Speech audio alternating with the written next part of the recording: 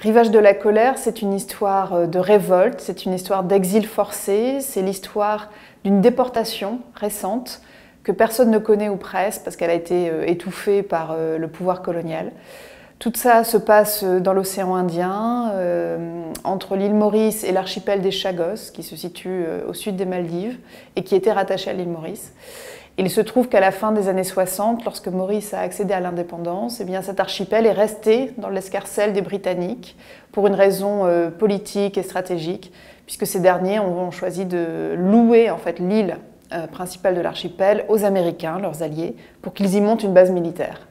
Et cette base militaire est toujours en activité aujourd'hui. Mais pour la créer, pour la construire, ils ont dû déporter littéralement la population locale qui se trouvait là-bas.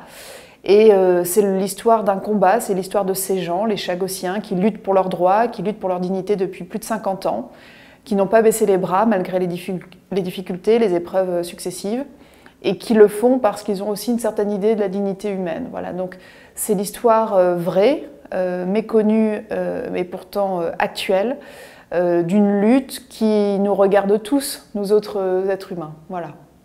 Ce roman est aussi un portrait de femme, c'était quelque chose qui me tenait à cœur parce que dans cette histoire chagossienne, les femmes ont joué un rôle déterminant. Elles ont été les premières résistantes, les premières à s'engager pour justement réclamer le droit au retour au pays natal.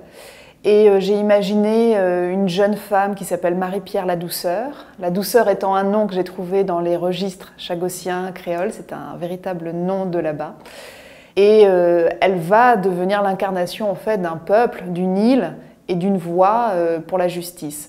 Et je voulais vraiment que ce soit un personnage cyclonique qui emporte tout sur son passage et qui permette de transmettre ce combat aussi aux générations suivantes et notamment à son fils Joséphin, qui par ailleurs est le narrateur du roman. Voilà.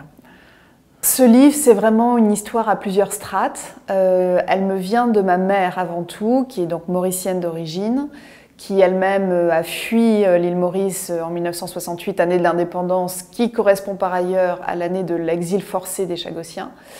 Et elle a eu la chance de vivre aux Chagos, et notamment à Diego Garcia, l'île principale, au début des années 60. Donc elle a connu, on peut dire, le paradis que représentait cet archipel avant que les Américains et les Anglais en fassent un enfer militaire. Et elle m'a toujours raconté cette histoire chagossienne avec énormément d'émotion.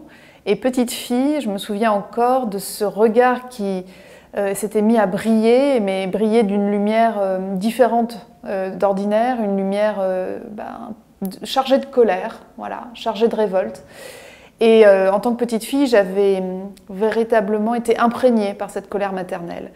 Et il a fallu des années pour que je comprenne la situation historique, que je mesure l'ampleur en fait du scandale que représente cette déportation. Et à partir de là, j'ai décidé de me rapprocher des Chagossiens toujours installés à l'île Maurice, et notamment du groupe Réfugiés Chagos, qui est le groupe en fait de résistants chagossiens.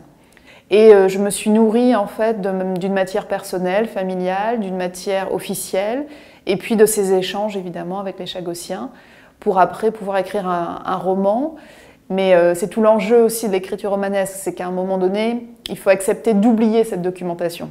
Sans quoi on transforme le livre en ouvrage universitaire et c'est autre chose que de la fiction. Or, pour écrire de la fiction, j'ai choisi de n'écrire que d'après la mémoire. C'est-à-dire que j'ai laissé fermer tous mes classeurs, tous mes cahiers, dans lesquels j'avais consigné toutes ces informations en fait, historiques, pour n'écrire que d'après l'impact que ça avait eu sur moi. Et donc, c'était faire le choix très tranché, hein, mais d'une écriture du sensible et de me laisser guider par cette mémoire affective en réalité. Donc c'était un long processus en amont, mais l'écriture elle-même, paradoxalement, a été relativement rapide puisqu'en 3 mois, le roman est né comme ça. Voilà. En ce qui concerne le roman et la diffusion de cette histoire, je suis très heureuse parce que le livre va être traduit en anglais. Publié aux États-Unis et diffusé dans tout l'espace anglophone, y compris au Royaume-Uni, qui est le pays quand même premièrement concerné par cette histoire. Et tout ce qui permet de sensibiliser l'opinion publique à quelque niveau que ce soit, de toute façon, sert cette cause chagossienne. Donc je suis ravie de ça. Et en France, en 2022, nous aurons la chance d'avoir une adaptation en bande dessinée de Rivage de la colère. Donc là aussi, ça va toucher un autre public, peut-être davantage des jeunes, je ne sais pas, des collégiens, peut-être encore, des lycéens. Et c'est une autre manière de parler de cette histoire et de la faire connaître. Donc, continuons.